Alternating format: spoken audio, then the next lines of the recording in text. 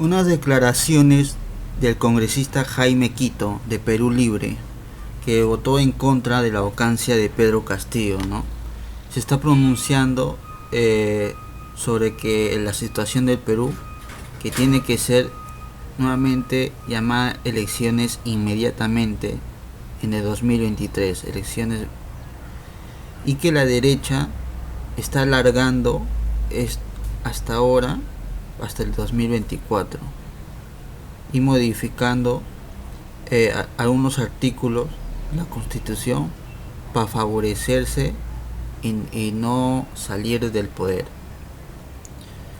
Bueno, y favorecer los intereses de las empresas extranjeras, las empresas mineras, que no quieren que sus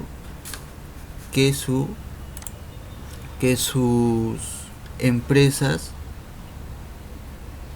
sean revisadas sus contratos, cómo está manejada la situación del Perú. Entonces él habla sobre la situación, que el Congreso busca culpables, echa culpa al gobierno de Bolivia, ¿no? Que hay injerencia del expresidente Evo Morales, sobre estar financiando a la población, alentando a la población, pero eso es mentira. Busca pretextos el gobierno fujimorista de la derecha. Bueno, ahí vemos las declaraciones del congresista Jaime Quito sobre la situación del Perú. Y bueno, eso es lo que tenemos que estar atentos en estas elecciones presidenciales 2023. Estar atento porque, bueno, aquí el poder del fujimorismo o la derecha controla el poder judicial. Entonces hay que estar bien atentos ahí en las votaciones, en cada casilla, ¿no?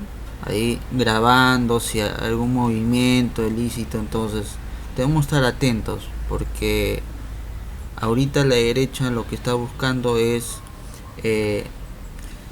meter preso a aquellos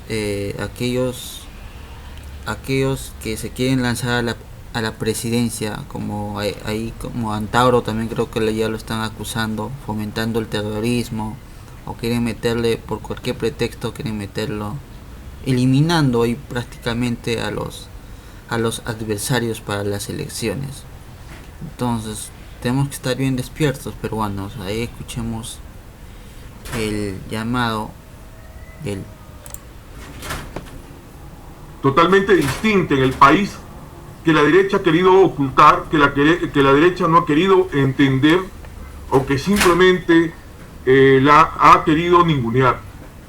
Pero creo que es importante señalar y manifestar que las declaraciones dadas por la señora Dina sin duda han generado lo que evidentemente se ha visto a lo largo de tantos años en nuestro país, parte de la discriminación, como es el caso de que Puno no es el Perú.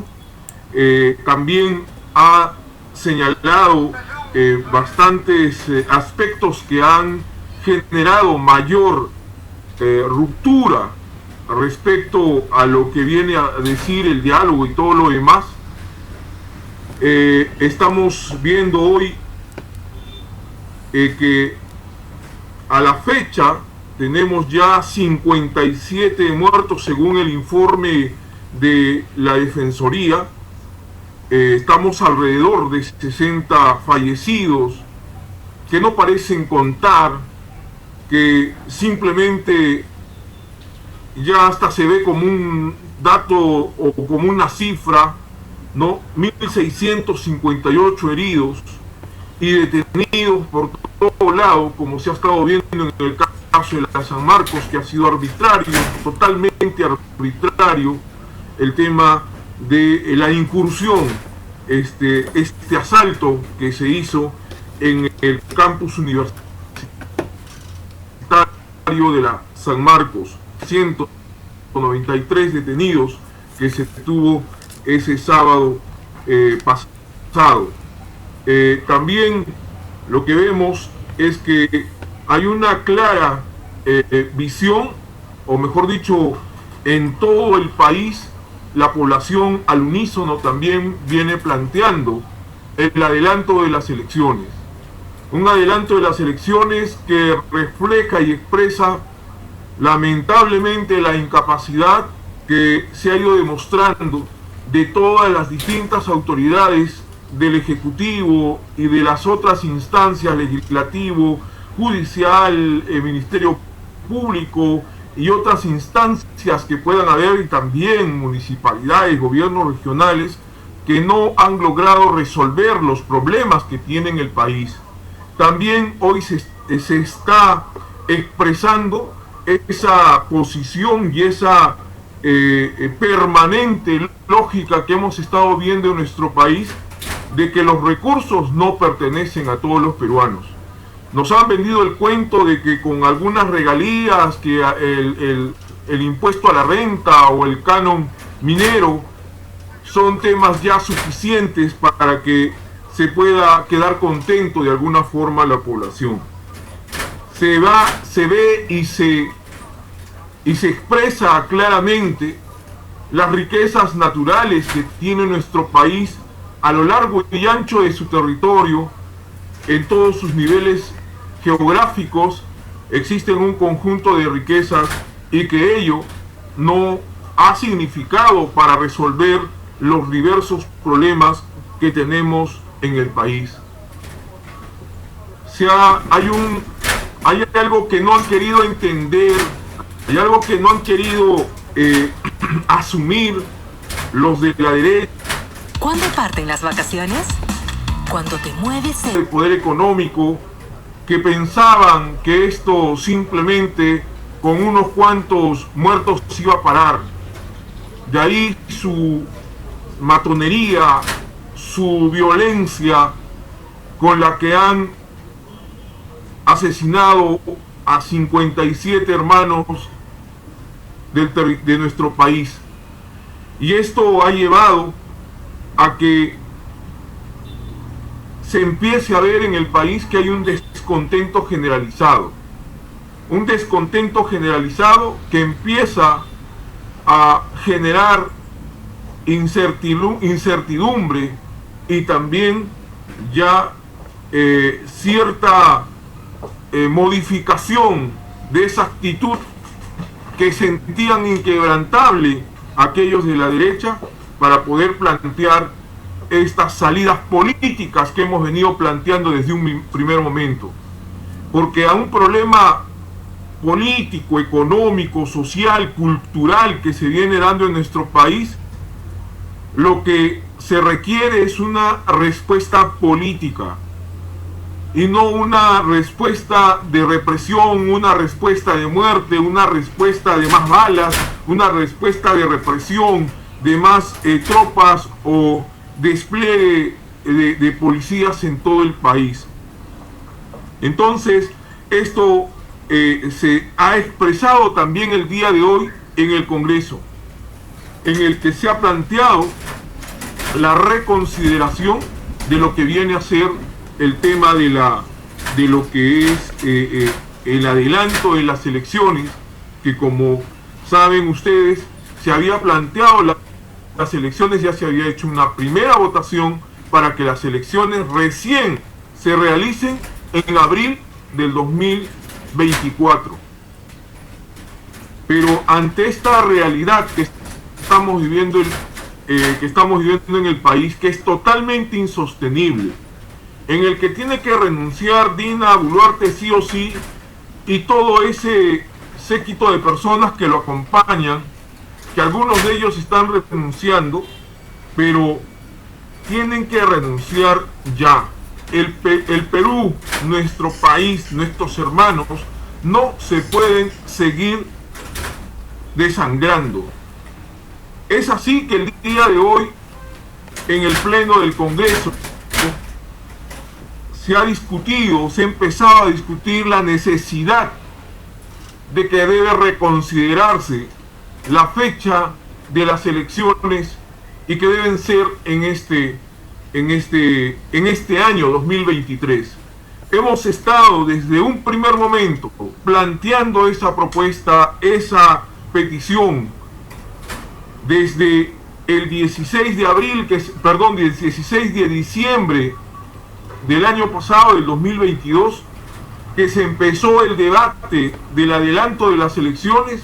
Hemos venido planteando a través de diversos mecanismos, a través de diversas formas legales, aquí dentro del Congreso, como es con dictámenes en minoría, donde estábamos planteando la necesidad de que las elecciones se realicen lo más inmediato posible, porque frente a esta situación nos quieren señalar que se hace necesario reformas electorales o reformas tal cual, que no es más que simplemente el pretexto para poder seguir aguantando y seguir simplemente en esa dilación de que no se desarrollen las elecciones cuanto antes. Porque no existe reforma válida, como hemos venido señalando, aquella que se le consulta al pueblo si quiere o no una asamblea constituyente.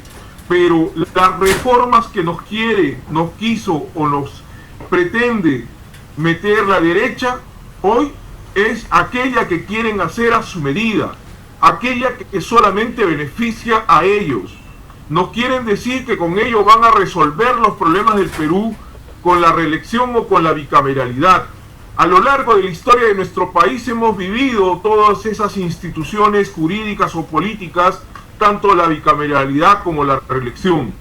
Y en esa situación el Perú no ha estado distinto, el Perú no ha sido diferente.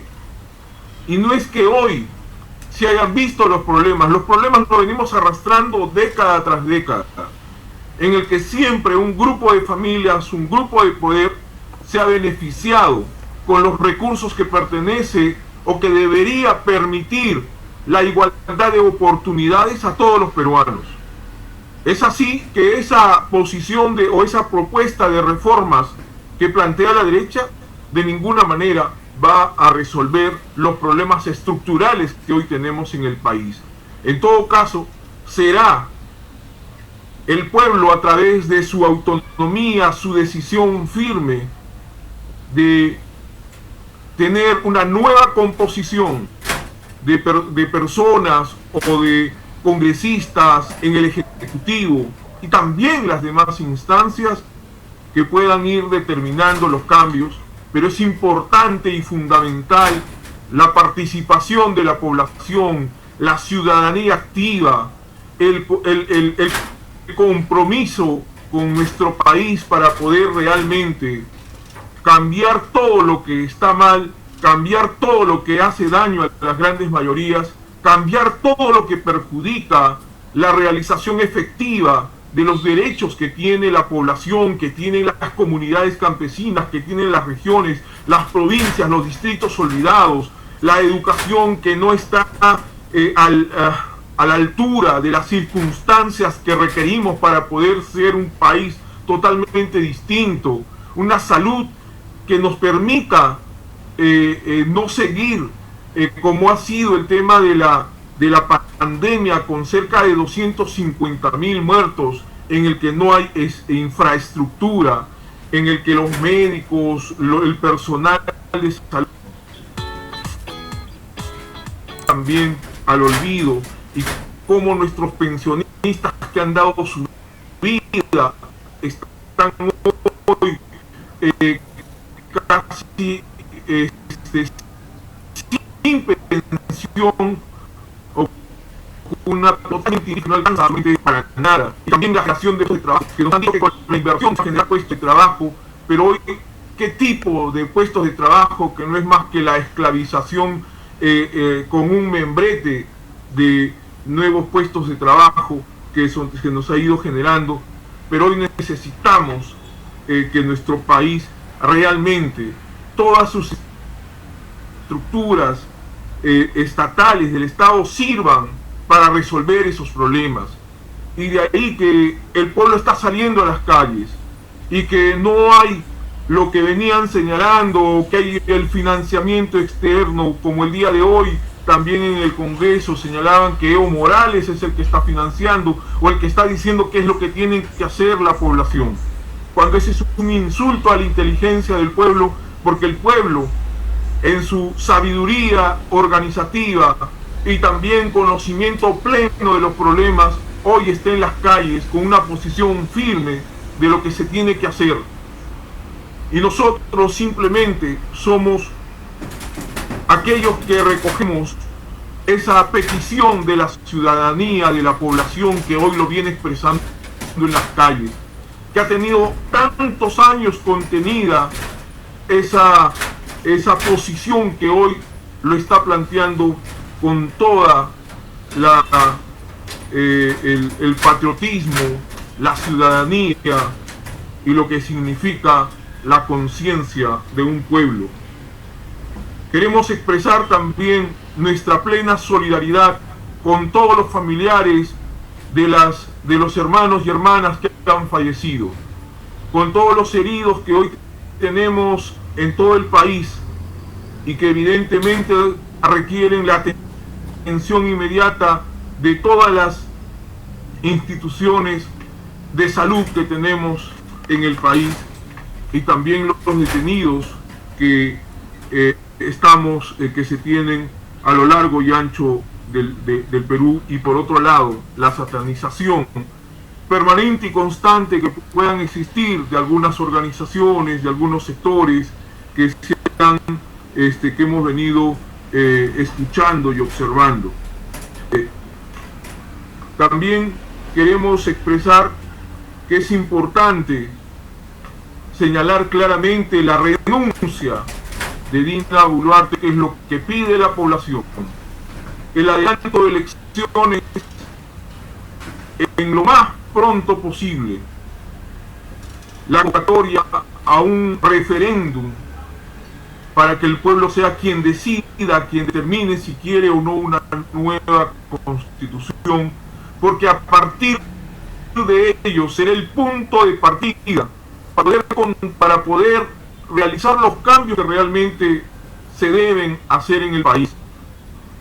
Porque hoy estamos en el 2023 y en 1992-1993 nuestro país se empezó a privatizar, se empezaron a dar las concesiones en todos los sectores, mineros, pesqueros, en el sistema, lo que es petróleo, gas, ferroviarios, puertos, aeropuertos, todo un conjunto, más de 216 empresas públicas del Estado que pertenecía a todos los peruanos se privatizaron con esta Constitución del 93. Y hoy requieren ser revisados todos esos contratos.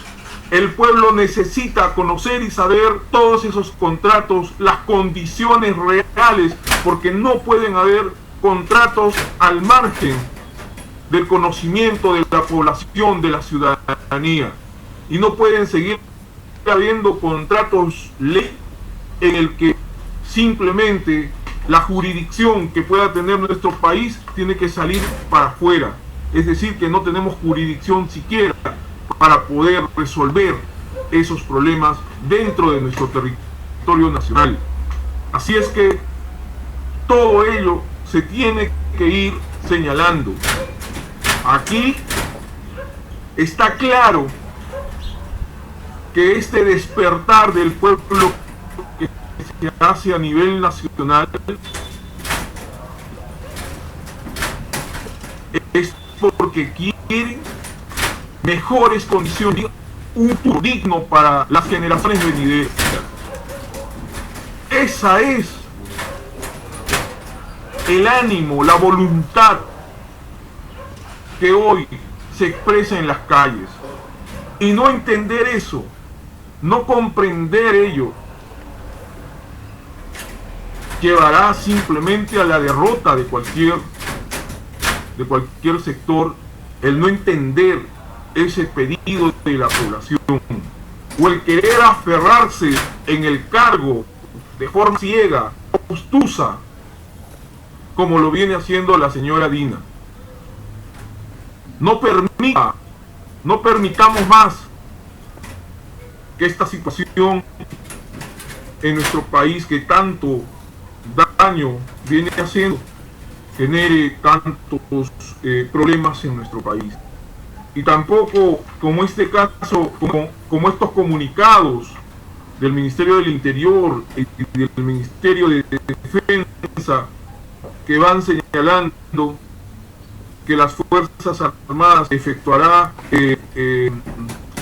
sus acciones respecto a que se da el estado de emergencia y un conjunto de cosas con el propósito de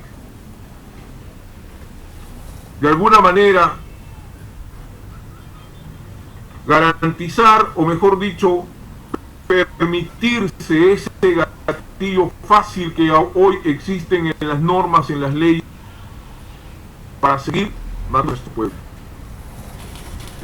No se pueden seguir escudando en que aquí existe la legalidad para matar a la población.